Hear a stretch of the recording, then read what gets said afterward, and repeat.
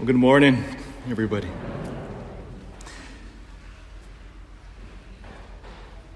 I want to talk to the young people for a moment.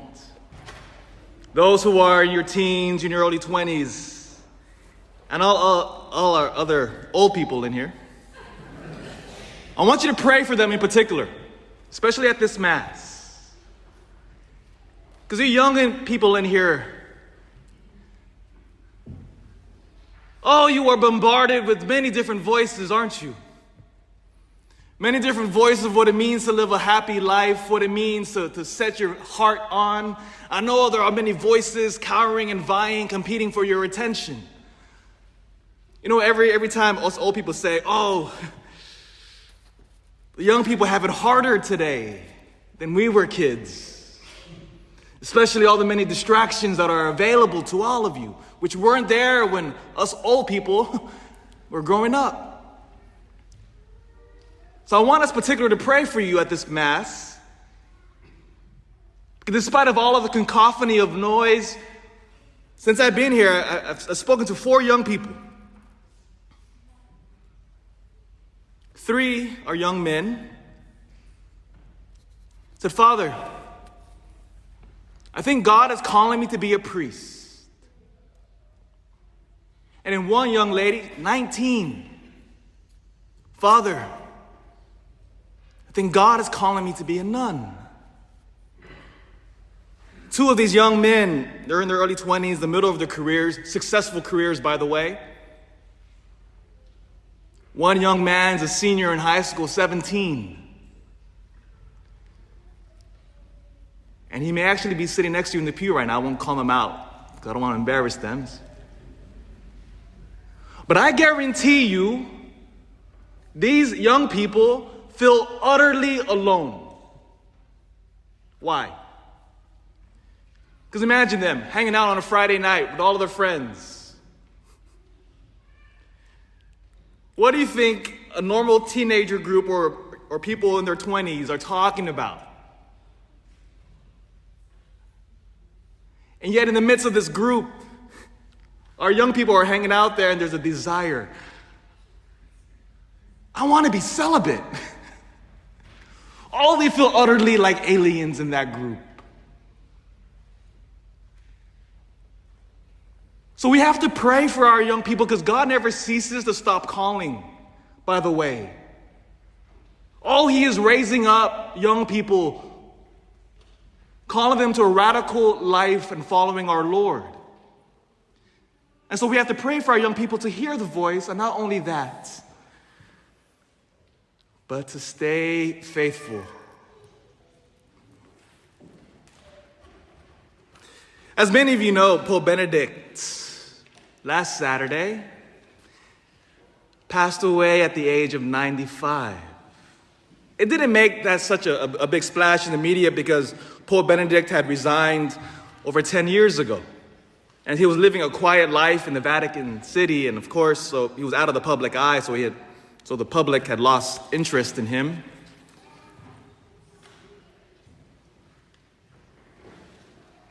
In his first letter, when Pope Benedict became our Holy Father, in his first letter called Deus Caritas Est, in Latin means God is love, he writes this about the Christian. He says, being Christian is not the result of an ethical choice or a lofty idea, but the encounter with an event, a person, which gives life a new horizon and a decisive direction. You see, to be a Christian today is not about just being nice. I know our world loves to reduce Christianity to just being nice. That's not Christianity. It's a part of it, but it's not the heart of it. To be a Christian is about, as our Holy Father, Pope Benedict says, is about an encounter. An encounter, when you meet the Lord, changes the direction of your life. And we see this beautifully in the gospel, don't we? As we celebrate now the beautiful solemnity of the Epiphany. Epiphany, by the way, just means the manifestation of God. It's just a fancy word. The manifestation of God, who now, of course, we celebrate in Christmas, who comes into the flesh as the baby Jesus. And then, of course, the story of the wise men coming bearing gifts of gold, frankincense, and myrrh. We know the story well.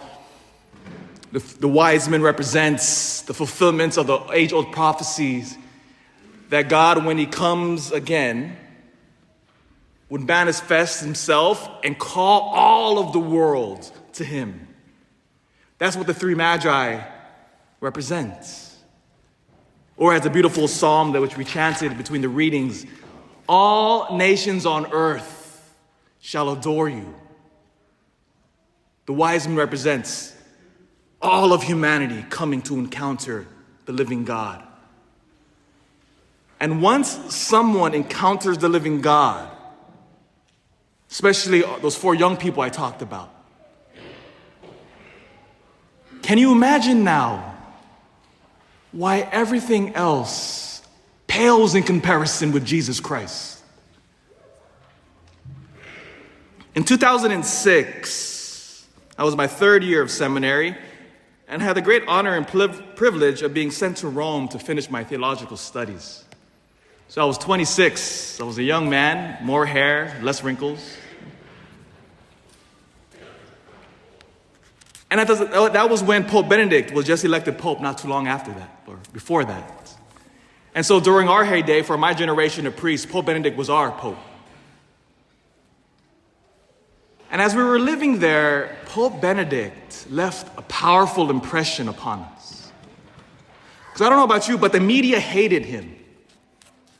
They absolutely hated him. He was, I'm sure you're familiar with these caricatures of him. They called him the Nazi Pope. Because remember, he was from Bavaria in Germany. They called him God's Rottweiler. They called him, a stern traditionalist. All of the other taglines in order to denigrate him. Oh, but anybody that knew him, that were around him, said that's fake. That's a narrative that the media is trying to portray. It has nothing close to reality whatsoever. And as a young man, the intellect and humility of Pope Benedict resounded for us as young men who were starting to be priests. And one pivotal example, which we will never forget, was September 12th, 2006. On that day, Pope Benedict was in Regensburg, Germany, and he gave a famous speech. It was a speech, he was speaking to a bunch of college professors and intellectuals. And in his speech, he was talking about the cohesion of faith and reason. Because as I know about today, people try to drive a wedge in between faith and reason. You either have to be faithful or you have to be scientific. You can't be both. Absolutely false, by the way. Each properly understood faith and reason are cohesive. Or as John Paul II beautifully said, they are like 2 wings by which the human mind rises to the truth. In this particular speech, which made it famous, he quotes a 14th century Byzantine emperor by the name of Manuel II. Manuel II, in this quote, which he quoted in his speech, criticized certain elements of Islam. Because if you look at church history, there are always attempts in Islam to spread their faith by the sword. And so he was quoting Manuel II in response to this. When that speech hit the headlines, of course, the media focused on that section of the speech without the context. And the Muslim world erupted in fury. There was protest all throughout the Muslim world in their capitals. Churches were being bombed and burned. I don't know if you remember that particular time period, 2006. I'm not sure if the media hit home here, but we were still living in Italy, so we saw it on the front pages. And even in Somalia, there was an Italian nun, Sister Leonella, was sadly murdered by one of these fanatics, all in response to Pope Benedict's speech at Regensburg. Threats started coming in. In fact, Al-Qaeda itself, you remember Al-Qaeda? They're not much in the news lately, but it said, "We will destroy your crosses." Al-Qaeda said. When we were living at the North American College, which is the American seminary, and as Americans, we know we love to build big things. Right? We love big buildings. And so, same thing in Rome. The American seminary, we have one of the biggest seminaries in Rome, by the way, and it sits right next to Vatican City. It's this huge building where the Americans live. And it's so close to the Vatican that you can literally, in our bedrooms, you can open up your window and you have a direct line of sight to the Pope's house.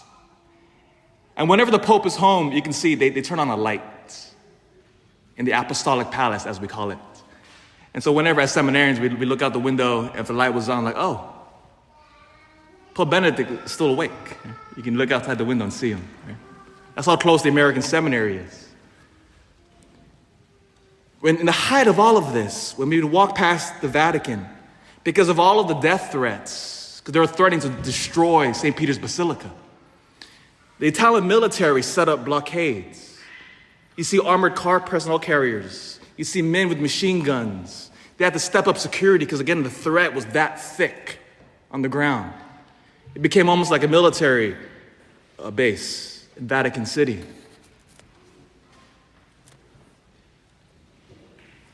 But then amazingly, in the height of all of this fury, Pope Benedict announced that he was going to visit Turkey. Turkey is a predominantly Muslim country. And everybody told him, Holy Father, don't go to Turkey. Don't you understand? You're in the height of the fury right now. And there was threats against his life. They said, just go in a few months, let it die down. Pope Benedict said, no, I will go. So in November, our Holy Father planned a trip to Istanbul, the capital of Turkey. I remember we were sitting there having breakfast in seminary. And whenever the Holy Father would go on an international trip, just like the President of the United States, a helicopter comes. Just like President Biden, if he were to leave and to go travel abroad, the helicopter comes, and we all have seen those images, comes with the Marines standing there. They welcome President Biden. He takes off and he goes to the airport. Same thing in Vatican City. The Pope has guess what color his helicopter is? White, sir. A white helicopter comes, picks up the Pope. Helicopter takes off and it goes to the main airport in Rome, Fiumicino. And I remember that particular day, we were sitting there having breakfast and we hear the helicopter. And we look out the window and we see the helicopter taking off from Vatican City. And it flies across our window, heading towards the airport. And all of the seminarians and I, we all looked at each other.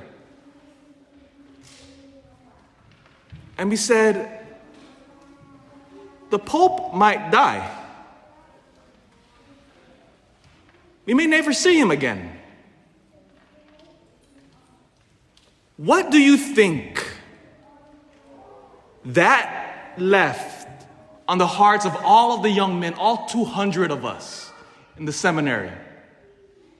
What do you think that told us as young men studying to be priests? Here was the Holy Father, an old man, going to the teeth of the violence.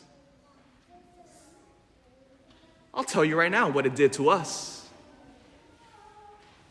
It told us, never be afraid to proclaim Jesus Christ. Never be afraid of your Catholic faith, no matter what.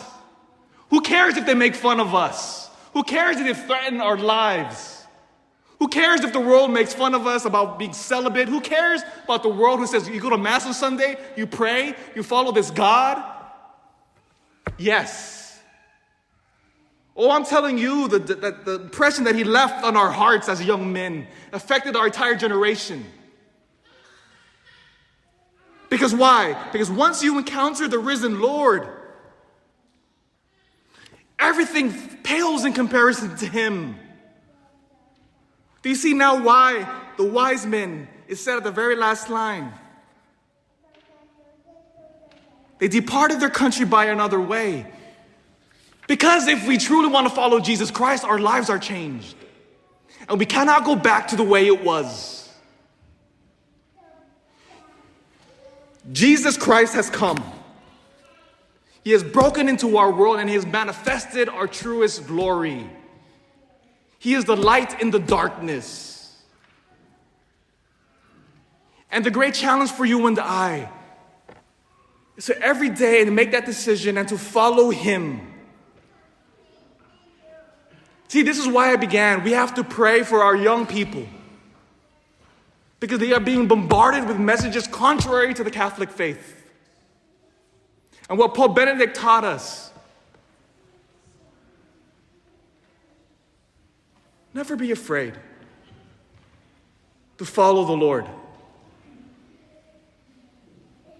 You see, one of the reasons why the media hated him, because they said, oh, you Catholic Church, change your teaching. Get with the modern times. Change your teaching on human sexuality. Change your teaching on marriage. Change your teaching on this and on that. Be like everybody else. I don't know about you, but I say no.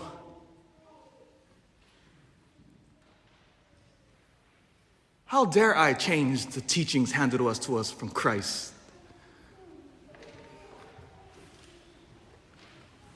Yes, we may not win more friends that way. We may not win a popularity contest. But that's okay. Follow the Lord like the wise men. And so you, dear young people, as I end here, I want to speak to you again. The faith which your parents have given you is the most precious gift in the entire world. It is worth more than gold, frankincense, or myrrh. And nothing in this world can compare to the beauty of this faith. Never be ashamed. Never be afraid. And follow the Lord.